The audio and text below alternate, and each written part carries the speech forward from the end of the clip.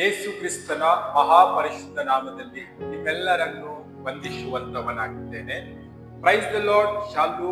ಈ ಬೆಳಗಿನ ಜಾವದಲ್ಲಿ ವಾಕ್ಯ ಓದಿಕೊಳ್ಳೋಣ. ಅಪೊಸ್ತಲರ ಕೃತ್ಯಗಳು 5ನೇ ಅಧ್ಯಾಯ 41ನೇ ವಚನ ಮತ್ತು 42ನೇ ವಚನ ಓದಿಕೊಂಡು ಸ್ವಲ್ಪ ಧ್ಯಾನ ಮಾಡಿಕೊಳ್ಳೋಣ. ಅಪೊಸ್ತಲರು ತಾವು ಆ ಹೆಸರಿನ ನಿಮಿತ್ತವಾಗಿ ಅವಮಾನ ಪಡುವುದಕ್ಕೆ ಯೋಗ್ಯರೆನಿಸಿಕೊಂಡೇವೆಂದು ಸಂತೋಷಿಸುತ್ತಾರೆ. ಹಿರಿಯ ಸಭೆಯ ಎದುರಿನಿಂದ ಹೊರಟು ಹೋಗಿ ಪ್ರತಿದಿನ ಎಡಬಿಡದೆ ದೇವಾಲಯದಲ್ಲಿಯೂ ಮನೆಯಲ್ಲಿಯೂ ಉಪದೇಶ ಮಾಡುತ್ತಾ ಕ್ರಿಸ್ತನಾದ ಯೇಸುವಿನ ವಿಷಯವಾದ ಶುಭ ವರ್ತಮಾನವನ್ನು ಸಾರುತ್ತಾ ಇದ್ದರು. ವಾಕ್ಯದ ಶಿರೋನಾಮೆ ಏನೆಂಬುದಾಗಿ ನೋಡುವಾಗ ಶುಭವಾರ್ತೆ ಎಂಬುದಾಗಿ. ಶುಭವಾರ್ತೆ ಯಾರ ವಿಷಯವಾಗಿ ಇದೆ? ಶುಭವಾರ್ತೆ ಯಾರು ಸಾರುತ್ತಾ ಇದ್ದಾರೆ?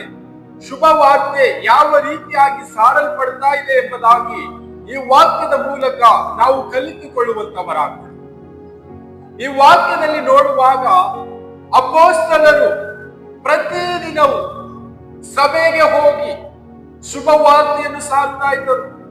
ಮನೆ ಮನೆಗೆ ಹೋಗಿ ಶುಭವಾರ್ತೆಯನ್ನು ಸಾರ್ತಾ ಇದ್ದರು. ಯೇಸು ಕ್ರಿಸ್ತನ ನಿಮಿತ್ತವಾಗಿ ಅನೇಕ ಬಾಧೆಗಳು ಬರುವಾಗ, ಕಷ್ಟಗಳು ಬರುವಾಗ, ನೋವು ಬರುವಾಗ ಇವೆಲ್ಲವನ್ನು ಅಪೊಸ್ತಲರು ಸಹಿಸಿಕೊಂಡು ಯೇಸು ಕ್ರಿಸ್ತನ ವಾಕ್ಯವನ್ನು ಸಾರುತ್ತಾ ಇದ್ದರು. ಒಂದು ವಾಕ್ಯದಲ್ಲಿ ನೋಡುತ್ತೇವೆ, ಮತ್ತಾಯನು ಬರೆದ ಸುವಾರ್ತೆ 5ನೇ ಅಧ್ಯಾಯ 11ನೇ ವಚನ ಮತ್ತು 12ನೇ ವಚನದಲ್ಲಿ ಈ ರೀತಿಯಾಗಿ ನೋಡುತ್ತೇವೆ, ನನ್ನ ನಿಮಿತ್ತವಾಗಿ ಜನರು ನಿಮ್ಮನ್ನು ನಿಂದಿಸಿ ಹಿಂಸೆಪಡಿಸಿ ನಿಮ್ಮ ಮೇಲೆ ಕೆಟ್ಟ ಕೆಟ್ಟ ಮಾತುಗಳನ್ನು ಸುಳ್ಳಾಗಿ ಹೊರಿಸಿದರೆ ನೀವು ಧನ್ಯರು. ಸಂತೋಷ ಪಡಿರಿ, ಉಲ್ಲಾಸ ಪಡಿರಿ, ಪರಲೋಕದಲ್ಲಿ ನಿಮಗೆ ಬಹಳ ಫಲ ಸಿಕ್ಕುವುದು. ನಿಮಗಿಂತ ಮುಂಚೆ ಇದ್ದ ಪ್ರವಾದಿಗಳನ್ನು ಹೀಗೆ ಹಿಂಸೆಪಡಿಸಿದ್ದಾರಲ್ಲ. ಈ ವಾಕ್ಯದಲ್ಲಿ ನೋಡುವಾಗ ಯೇಸು ಕ್ರಿಸ್ತನ ನಿಮಿತ್ತವಾಗಿ ಯಾರೆಲ್ಲ ಹಿಂಸೆಗೆ ಒಳಗಾಗುತ್ತಾರೋ, ಕೆಟ್ಟ ಕೆಟ್ಟ ಮಾತುಗಳು ಅರ್ಥೈಸಿಕೊಳ್ಳುತ್ತಾರೋ, ಅವಮಾನಗಳು ಹೊಂದುತ್ತಾರೋ ಅವರು ಧನ್ಯರು ಎಂಬುದಾಗಿ ವಾಕ್ಯದಲ್ಲಿ ಹೇಳ್ತಾ ಇದೆ. ಯೇಸು ಕ್ರಿಸ್ತನು ವಾಕ್ಯದ ಮೂಲಕ ಮಾತನಾಡುತ್ತಾ ಇದ್ದಾನೆ.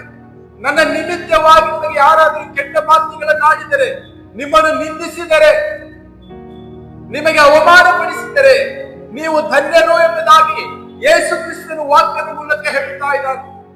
ಪ್ರವಾದಿಗಳಿಗೆ, ಸೇವಕರಿಗೆ ಅನೇಕ ನಿಂದನೆಗಳು, ಕಷ್ಟಗಳು, ವೇದನೆಗಳು ಬರುವಾಗ ಅವರು ಸಹಿಸಿಕೊಂಡರು ಎಂಬುದಾಗಿ ವಾಕ್ಯದಲ್ಲಿ ಹೇಳ್ತಾ ಇದೆ. ನಾವು ಈ ಒಂದು ದಿನದಲ್ಲಿ ವಾಕ್ಯದ ಮೂಲಕ ಕಲಿತುಕೊಳ್ಳುವಂಥದ್ದು ಏನೆಂಬುದಾಗಿ ನೋಡುವಾಗ ಶುಭವಾರ್ತೆಯನ್ನು ನಾವು ಯಾವ ರೀತಿಯಾಗಿ ಸಾರ್ತಾ ಇದ್ದೇವೆ? ಶುಭವಾರ್ತೆ ಯಾರದಾಗಿದೆ? ಯೇಸು ಕ್ರಿಸ್ತನೇ ಶುಭವಾರ್ತೆಯಾಗಿದ್ದಾನೆ. ಸಾರಲ್ಪಡುವಂತವರು ಯಾರು? ನಾವಾಗಿದ್ದೇವೆ. ನಾವು ಈ ಒಂದು ದಿನದಲ್ಲಿ ಈ ಲೋಕದಲ್ಲಿ ಯೇಸು ಕ್ರಿಸ್ತನ ಶುಭವಾರ್ತೆ ಸಾರ್ತಾ ಇದ್ದೇವಾ? ಅಪೊಸ್ತಲರಿಗೆ ಅನೇಕ ವೇದನೆಗಳಿತ್ತು, ಅನೇಕ ರೀತಿಯಾದಂತಹ ಬಾಧೆಗಳಿತ್ತು. ಅದು ಎಲ್ಲ ಇದ್ದಾಗಲೂ ಕೂಡ ಅವರು ಯೇಸು ಕ್ರಿಸ್ತನ ಶುಭವಾರ್ತೆಯನ್ನು ಸಾರ್ತಾ ಇದ್ದರು. ಈ ಒಂದು ದಿನದಲ್ಲಿ ಲೋಕದಲ್ಲಿ ನಾವು ಜೀವಿಸುವಾಗ ನಮ್ಮನ್ನು ಕತ್ತಲೆ ಜೀವಿತದಿಂದ, ಪಾಪದ ಜೀವಿತದಿಂದ, ನಾಶನ ಮರಣದಿಂದ, ಈ ಲೋಕದ ಅಂಧಕಾರದಿಂದ, ಸೈತಾನನ ದೊರೆತನದಿಂದ ಬಿಡಿಸಿದಾತನು ಯೇಸು ಕ್ರಿಸ್ತನಾಗಿದ್ದಾನೆ. ನಮ್ಮನ್ನು ಬಿಡಿಸಿ ನಿತ್ಯ ಜೀವಕ್ಕೆ ನಡೆಸಿದ್ದಾನೆ. ನಾವು ನಿತ್ಯ ಜೀವವನ್ನು ಜೀವಿಸುತ್ತಾ ಯೇಸು ಕ್ರಿಸ್ತನ ಶುಭವಾರ್ತೆಯನ್ನು, ಯೇಸು ಕ್ರಿಸ್ತನ ಪ್ರೀತಿಯನ್ನು, ಯೇಸು ಕ್ರಿಸ್ತನ ತ್ಯಾಗವನ್ನು ಈ ಲೋಕದ ಜನರಿಗೆ ನಾವು ತಿಳಿಸುತ್ತಾ ಇದ್ದೇವಾ? ಇನ್ನು ಅನೇಕ ಜನರು ಕತ್ತಲೆಯಲ್ಲಿದ್ದಾರೆ, ನಾಶನ ಮಾರ್ಗದಲ್ಲಿದ್ದಾರೆ, ಪಾಪದ ಜೀವಿತದಲ್ಲಿದ್ದಾರೆ. ಆ ಎಲ್ಲ ಮಕ್ಕಳಿಗೆ ನಾವು ಶುಭವಾರ್ತೆಯನ್ನು, ಯೇಸು ಕ್ರಿಸ್ತನ ಪ್ರೀತಿಯನ್ನು, ಯೇಸು ಕ್ರಿಸ್ತನ ತ್ಯಾಗವನ್ನು, ಯೇಸು ಕ್ರಿಸ್ತನ ಶಿಲುಬೆ ಮರಣವನ್ನು, ಯೇಸು ಕ್ರಿಸ್ತನು ಹೂಡಲ್ಪಟ್ಟನು, ಮೃತ್ಯುಂಜಯನಾಗಿ ಎದ್ದು ಬಂದನೆಂಬುದಾಗಿ ಈ ಲೋಕದ ಜನರಿಗೆ ನಾವು ಪ್ರತಿನಿತ್ಯವೂ, ಪ್ರತಿ ಕ್ಷಣವೂ ಸುವಾರ್ತೆಯನ್ನು ಸಾರುವಂತವರಾಗಬೇಕು. ಪ್ರೀತಿಯ ಕ್ರೈಸ್ತ ಸಹೋದರ ಸಹೋದರಿಯರೇ, ನಾವು ಏನು ಮಾಡ್ತಾ ಇದ್ದೇವೆ ಈ ಒಂದು ದಿನದಲ್ಲಿ? ನನ್ನ ಕುಟುಂಬ, ನನ್ನ ಜೀವಿತ ಸುಖಕರವಾಗಿದೆ, ಸಾಕು, ನಾನು ಸಂತೋಷವಾಗಿದ್ದೇನೆ, ಸಾಕು ಎಂಬುದಾಗಿ ಆ ರೀತಿಯಾಗಿ ಜೀವಿಸ್ತಾ ಇದ್ದೇವ?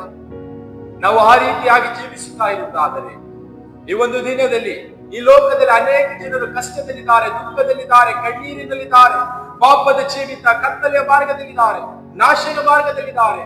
ಅವರಿಗಾಗಿ ನಾವು ಯೇಸು ಕ್ರಿಸ್ತನ ಶುಭವಾರ್ತೆಯನ್ನು ಸಾರುವಂತವರಾಗಬೇಕು, ಯೇಸು ಕ್ರಿಸ್ತನ ಪ್ರೀತಿ ಹೇಳುವಂತವರಾಗಬೇಕು.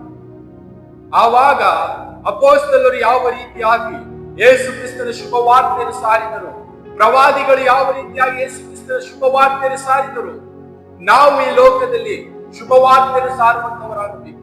ಶುಭವಾರ್ತೆ ಸಾರುತ್ತಾ ಯೇಸು ಕ್ರಿಸ್ತನ ತ್ಯಾಗವನ್ನು ನಾವು ಪ್ರಚುರಪಡಿಸುವಂತವರಾಗಬೇಕು. ಆ ರೀತಿಯಾಗಿ ಈ ಲೋಕದಲ್ಲಿ ನಾವು ಜೀವಿಸುವಂತವರಾಗಬೇಕು.